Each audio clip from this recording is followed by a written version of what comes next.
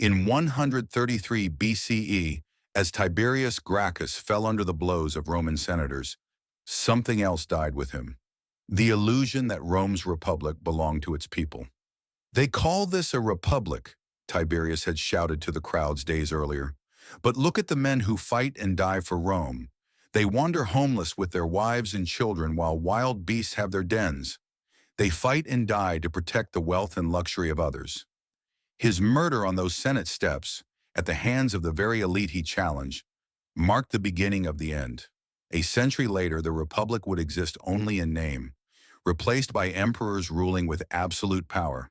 Today, we trace this collapse to understand how concentrated power creates the seeds of its own destruction. As tech billionaires reshape our digital world and Russian oligarchs command wealth exceeding small nations, Rome's story isn't just ancient history. It's a warning written in marble and blood. Rome prided itself on being different. Unlike the monarchies surrounding it, Rome's republic divided power between institutions. Consuls served just 1 year. The Senate provided guidance but couldn't make laws alone. Citizen assemblies had real voice. It wasn't democracy. Wealth still mattered enormously, but it had guardrails against tyranny. For centuries, this system expanded opportunity. Lucius Sicinius Velutus led plebeians in a strike that secured tribunes of the plebs, officials with veto power to block government actions harming common citizens. A man could rise from modest origins to consul through military service, like Gaius Manius. The Lex Hortensia made plebeian assembly decisions binding on all Romans. But as Rome conquered the Mediterranean, everything changed. Stand at the docks of Ostia as ships arrive from conquered territories. They carry gold and silver, yes, but most importantly, people in chains. Slaves by the tens of thousands flood Italian markets. Generals like Scipio parade them through Rome's streets as living trophies, then sell them to the highest bidders, usually wealthy senators. Follow a citizen soldier named Marcus, returning from 8 years fighting in Spain. He dreams of his small farm, only to find it overgrown and in disrepair. His wife struggled alone. Their debts mounted. Nearby, a senator's vast estate has expanded, worked by hundreds of slaves captured in the same war Marcus fought. The senator never left Rome's comforts. How can Marcus's family farm compete with operations running hundreds of slaves? Eventually, he sells to the senator's agent for a fraction of its worth and joins thousands of displaced farmers flooding into Rome. Bitter, homeless, yet still citizens with votes. For decades, 200 to 133 BCE, this process hollowed out Rome's middle class. Where once independent farmers formed the republic's backbone, now grew a mass of urban poor dependent on patronage and grain handouts. The republic's foundations were crumbling. Enter Tiberius Gracchus, a revolutionary from Rome's own elite core. His father had been twice consul. His mother, Cornelia, was daughter of Rome's greatest hero, Scipio Africanus. Tiberius grew up amid wealth and privilege, excelled in war, saved 20,000 Roman soldiers through skilled diplomacy in Spain. What transformed this aristocrat into a reformer? Perhaps seeing vast estates worked by foreign slaves where Roman farmers once thrived. Perhaps his education in Greek philosophy. Perhaps simply recognizing that a republic cannot stand when its citizens lose their economic independence. By 133 BCE, as tribune of the plebs, Tiberius proposed a solution elegant in its simplicity: enforce existing laws limiting public land ownership and redistribute excess land to create a new class of small farmers. This wasn't radical in principle. The land belonged to the state, not the senators illegally occupying it. But it threatened the foundation of senatorial wealth. When traditional checks failed to stop him, Tiberius broke precedent by having a fellow tribune removed from office through popular vote. He took his land bill directly to the citizen assembly, bypassing the Senate. Each step was technically legal, but shattered norms that had guided the republic for centuries. The assembly passed his law. The Senate, outmaneuvered, struck back with violence. As Tiberius campaigned for re-election in the Forum, senators and their clients attacked with clubs and furniture legs. They murdered him and 300 supporters, throwing their bodies into the Tiber River. Rome's first political bloodbath in nearly 4 centuries. 10 years later, his younger brother Gaius took up the cause. More brilliant, more strategic, with a comprehensive vision for Rome's transformation. Land for veterans and the poor grain, subsidies for urban citizens, jury reform to fight corruption, citizenship for Italian allies, infrastructure projects creating jobs. For 2 years, Gaius dominated Roman politics with unmatched oratory and strategic brilliance. The Senate, recognizing the existential threat, undermined him by having another tribune propose even more generous measures, never intending to actually implement them. When Gaius failed to win a third term, the Senate moved to repeal his laws. Violence erupted. The consul Opimius, armed with emergency powers, hunted down Gaius and his supporters. Rather than face execution, Gaius had his slave kill him. 3,000 of his followers were executed without trial. The oligarchy had twice resorted to mass violence rather than accept reform. In doing so, they revealed the Republic's fundamental lie. Power ultimately resided not in laws or institutions, but in those willing to use force to protect their interests. The deaths of the Gracchi transformed Roman politics forever. The constitutional norms that had guided the Republic for centuries lay shattered. Political violence became normalized. Every major figure now needed bodyguards. Street gangs affiliated with political factions battled for control of assemblies. Gaius Marius, a new man from modest origins, rose to become Rome's most celebrated general. Facing manpower shortages, he eliminated the property requirement for military service, instead recruiting from the landless poor, promising spoils and land upon retirement. This created a new dynamic. Soldiers now looked to their general, not the state, for their future security. Their loyalty was personal, not institutional. Elected to an unprecedented 7 consulships, Marius represented a new type of leader, one whose power came from military command rather than senatorial support. His rival Sulla took this lesson further. When political enemies threatened his command, he simply marched his legions on Rome itself in 88 BCE, the first Roman to turn the army against the state.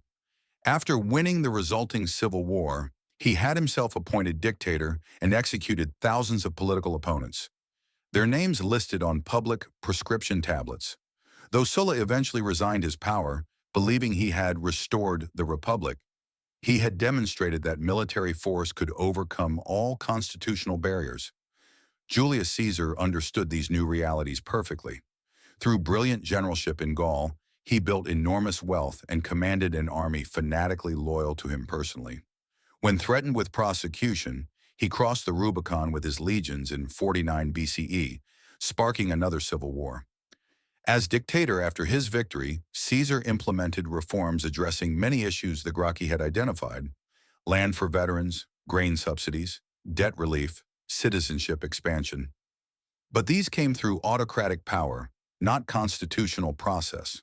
When conspirators assassinated Caesar in 44 BCE, claiming to be liberating Rome from tyranny, they triggered yet another civil war that definitively ended the Republic. Caesar's adopted son Octavian, later Augustus, learned from his great-uncle's mistakes. After defeating his rivals, he maintained republican appearances while systematically dismantling republican substance. He restored the Republic in 27 BCE while ensuring all real power remained in his hands, creating an empire ruled by emperors who allowed the elite to keep their wealth so long as they surrendered political independence. Rome's transformation from republic to empire reveals fundamental weaknesses in oligarchic systems that persist today. Unsustainable inequality creates breaking points. When Rome's wealth concentrated among senators while veterans lost their farms, it created conditions for populist leaders to mobilize the disaffected. The rural middle class that had formed the Republic's backbone vanished, replaced by massive estates and an urban proletariat dependent on handouts. Short-term elite interests undermine long-term stability. The Senate could have compromised with Tiberius Gracchus, implementing modest land reform that preserved much of their wealth while addressing citizens' grievances. Instead, they chose violence that weakened constitutional norms, ultimately costing them everything. Violence destroys legitimacy. The murders of the Gracchi destroyed the Senate's moral authority, making it easier for generals like Marius, Sulla, and Caesar, to position themselves as champions against corrupt oligarchs. Each act of repression further eroded the legitimacy that sustained the Republic. Today's power hides where Roman power displayed itself openly. Senators wore purple-striped togas. Modern oligarchs operate through unseen algorithms and complex financial instruments. Their greatest advantage isn't just controlling resources, but shaping how we perceive reality itself. Yet this invisibility creates a paradox. By hiding from criticism, modern power systems also blind themselves to legitimate grievances building beneath the surface. Roman senators could see anger growing in public forums. Tech executives see only filtered data that confirms their worldview. This presents both challenge and opportunity. The challenge, recognizing manipulation within systems designed to feel natural. The opportunity, when awareness breaks through, change can come with remarkable speed. We see this pattern today. Tech platforms once considered untouchable face coordinated regulation across continents. Workers at companies built on algorithmic management organize using those same digital tools. The very systems designed to shape thought increasingly become tools for questioning power. The Roman Senate's fatal error was mistaking visible power for invulnerable power. Today's oligarchs may similarly confuse invisibility with invincibility. They forget that all systems of control, whether ancient or modern, ultimately depend on the consent of those they govern. When Russian oligarchs consolidated power through questionable privatization deals while ordinary citizens suffered economic collapse, they created legitimacy problems similar to Rome's Senate after the Gracchi murders. When tech companies deploy sophisticated tools to undermine regulations while warehouse workers struggle to meet algorithm-set quotas, they risk the same fate. Rome's story offers both warning and hope. Warning that concentrated power creates the conditions for its own collapse. Hope that collective action and strategic pressure can transform even deeply entrenched systems. The Roman Republic couldn't adapt its institutions to address growing inequality and constitutional stress. It fell not to external enemies but to internal contradictions. The rising gap between its egalitarian ideals and oligarchic reality. As we face similar challenges, the question isn't whether power will shift, but how. Will it happen through gradual reform that preserves valuable institutions while addressing inequities? Or through crisis and rupture that risks replacing flawed systems with something worse? History suggests three paths forward. Adaptation, the path not taken by Rome. Meaningful reform that preserves core institutions while addressing fundamental inequities. Revolution, the path Rome followed. Collapse of existing structures and replacement with new ones, often through violence and disruption. Decay, slow erosion of effective governance, leaving forms without substance, as Augustus maintained the appearance of the Republic while emptying it of meaning. The choice ultimately belongs as much to those holding power as those challenging it. The willingness of elites to accept necessary reforms often determines whether societies evolve or fracture. As we witness growing concentration of wealth and power in our digital age, Rome's ancient stones whisper a timeless warning. All systems contain the seeds of their own transformation. The only question is whether that transformation comes through wisdom or through blood.